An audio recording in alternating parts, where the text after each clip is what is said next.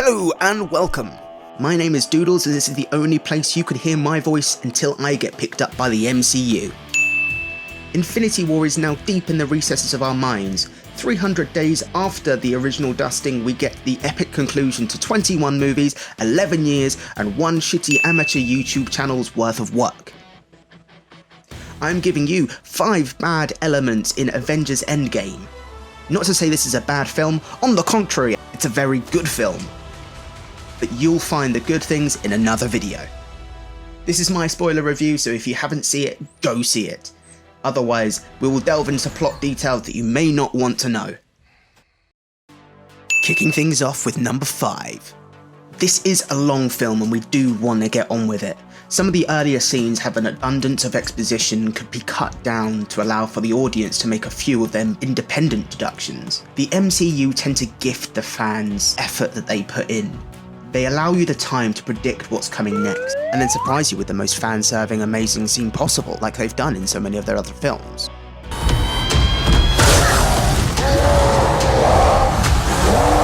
The runtime here is padded full of expositional conversations, and as much as I do like a paint-by-numbers formula, this is serving to the fans that don't know too much about Infinity War or even the MCU.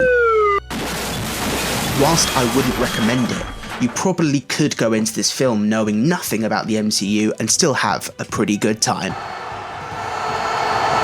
Moving on to number 4. In Infinity War, we had no physical manifestation of the Hulk from about 6 minutes in, or once he gets his ass handed to him by Thanos.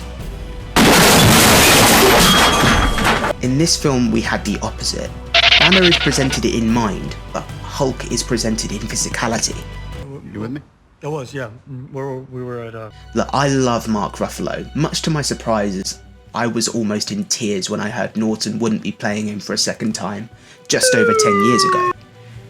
The Russos gave a very minute percentage of that comic book audience fan service that the Russos are so good at delivering.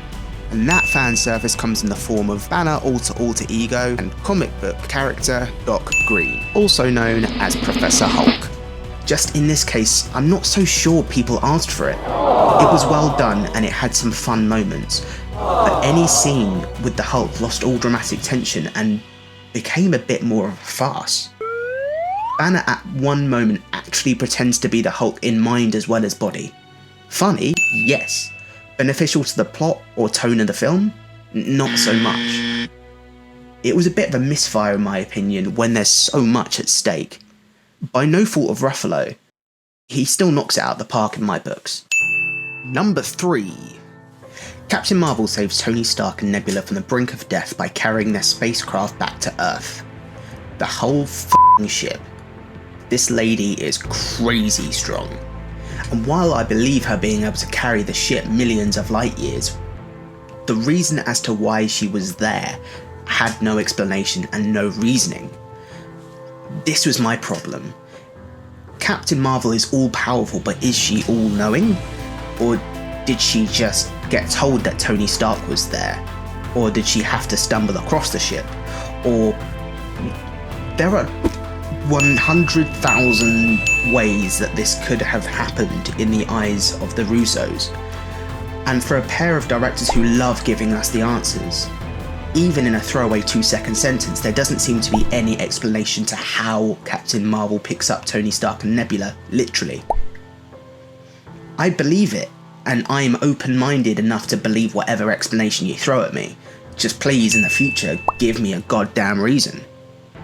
I admit I've only seen this film once and there may be some explanation woven in, and I really hope there is, but shouldn't it be apparent from the first watch? And that brings us to number 2. Pepper Potts became a badass, and if you blink, you will miss it. I've never been so attracted to a woman who steams her vagina, but goddamn she looked good, and not just in the costume. Her fighting style was new and refreshing. This is a character that I could watch a whole film about, and they've really opened it up to that. It's just a shame that they only gave her 30 seconds of screen time. She deserved so much more. She is one of the MCU's first actresses, and she earned the spotlight. That makes it a shame to know that some people walked out of that screening thinking that Tony Stark had brought in his Iron Armada from Iron Man 3 again. The only way you'll know it's her is in that split second that she pulls up her mask and reveals herself. And finally, for number 1, we are introduced to a Thor in a different light. He begins the film as Infinity War left off, though after the 5-year time jump he has grown fat, sluggish and lazy in a new Asgard situated on Earth. The worst thing about this Thor is that there is no redemption for him.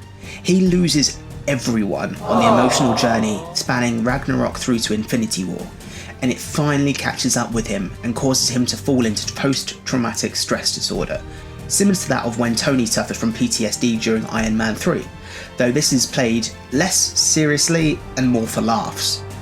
One of the original Avengers literally wallows in turmoil and filth throughout the whole film. I don't even mind Thor's dynamic with the other characters within the film. It's actually kind of endearing that they do try to rally him back to his old self, but there's no distinguishing arc to Thor here. He's a fat Big Lebowski joke that began funny, and after 3 hours the audience collectively blew a sigh of annoyance when Thor finished the film still fat and underpowered.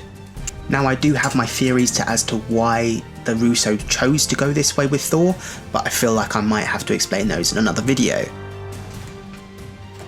So as for now, that's me done. I hope you enjoyed this video of 5 bad elements of Avengers Endgame.